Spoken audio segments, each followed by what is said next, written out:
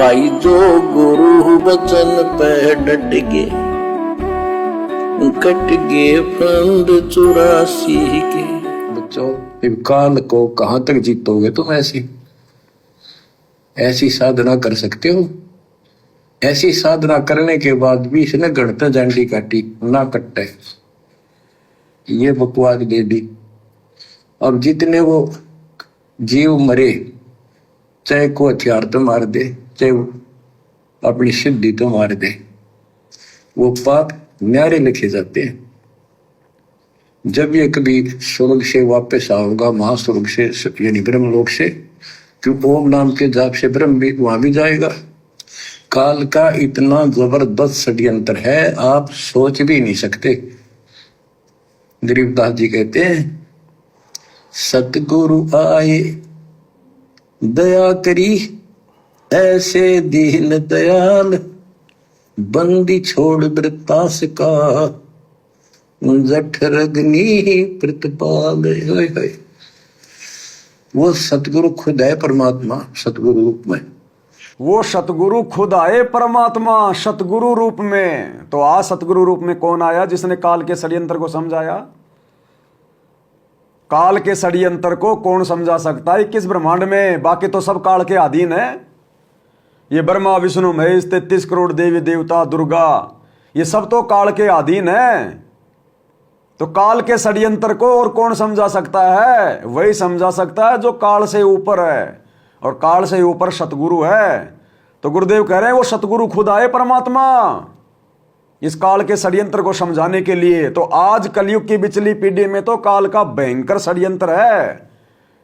इस समय कौन आएगा समझाने के लिए? सतगुरु बनके खुद वो कबीर भगवान परमात्मा। और परमात्मा को यदि भक्तों ने हल्के में ले लिया तो दुनिया तो अपनी दुर्गति करवाएगी, इसमें कोई संशय नहीं है। लेकिन भगवान को समझने के बाद भी जो जानबूझ के गलती कर रहे हैं वो दुनिया वालों से भी ज्यादा सजा के हकदार बनते हैं।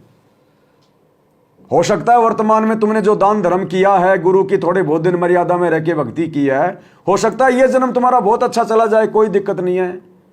लेकिन कर्म की सजा तो मिलेगी, मर्यादा तोड़ने की सजा तो मिलेगी, मोक्ष होगा नहीं। फिर किसी जन्म में गधे बनोगे, कुत्ते बनोगे, दिन रात कुम्हार के लट लगेंगे। तो सजा तो भोगनी पड़ेगी मेरे भाई। इसलिए तो परमात्मा कहते हैं, अगम निगम को सोच ले, बुद्धि विवेक उचार, उदय अस्त का राज मिले तो भी नाम बेगार। बंदी छोड़ वृतास का, जठरग्नि प्रतिपाल। वो सतगुरु खुद है परमात्मा, सतगुरु रूप में।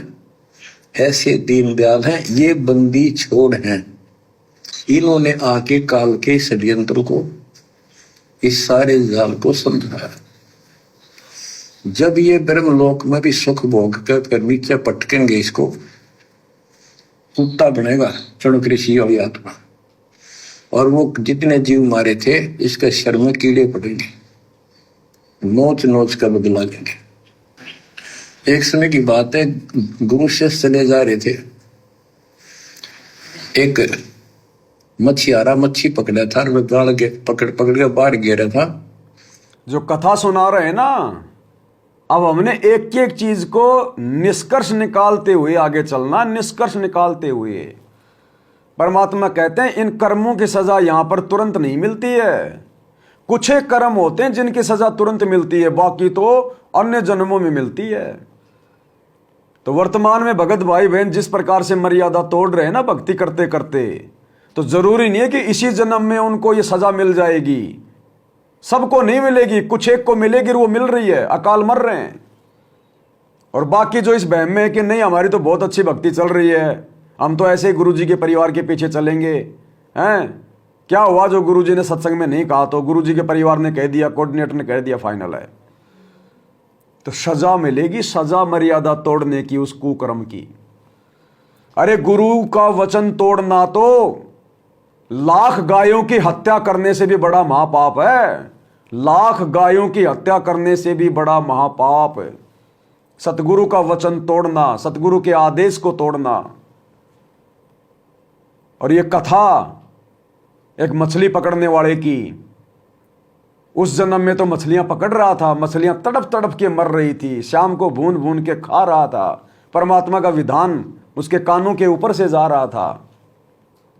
उस मछुआरे ने उस जन्म में तो बहुत अच्छा जीवन जिया, खाया पिया, हत्याएं की, और अगले जन्मों में जब वो हाथी बना फिर उसको उन कर्मों की सजा भोगनी पड़ी। तो ये कथा ये मनोरंजन के लिए नहीं सुनाई गुरुजी ने, हम नहीं समझ पाए वो बात अलग है। मालिक को पता था कि समझेंगे, साथ संगति के माध्यम से ये कथाएं भी समझ में आएंगी मेरी। और उसके बाद जब ये सत्संग सुना करेंगे, एक एक शब्द पे आंसू गिरेंगे, एक एक शब्द पे।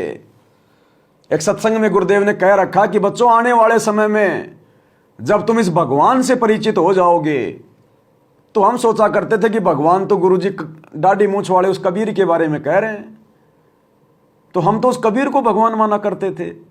तो गुरुजी कहते थे, बच्चों जब तुम इस भगवान से भली भांति परिचित हो जाओगे और काल की व्यवस्था से परिचित हो जाओगे कि यहां कितना दुख है, कितना भयंकर जाल है इसका, उसके बाद जब ये दास सत्संग किया करेगा तो तुम रजाई में मुंह दे दे के रोया करोगे, रजाई में मुंह दे दे के। तो आज हमें पता चल रहा है कि गुरुजी जिस भगवान की बात कर रहे थे वो खुद के विषय में कह रहे थे कि जब तुम अपने गुरु को परमात्मा मान लोगे, जब गुरु को भगवान मानेंगे तो फिर उनका एक एक वचन भी सत्य मानेंगे कि भगवान ना झूठ कहता ना कह सकता।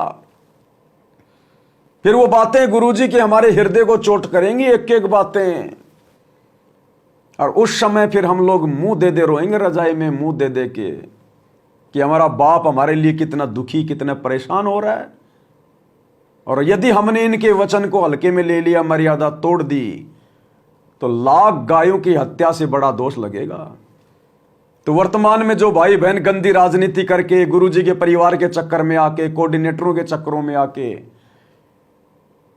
आश्रमों में सेल्फी पॉइंट बना के जो हल्के में ले रहे हैं, मजाक में ले रहे हैं, साथ संगत वालों को गालियां निकालते हैं, हल्के में लेते हैं, गुरुद्रोही कह रहे हैं, आने वाले समय में हो सकता है तुम्हारा ये जीवन तो बहुत अच्छा चला जाए, कोई बात नहीं, क्योंकि बाप अपनी आंखों के सामने बच्चों को दुखी नहीं देख सकता।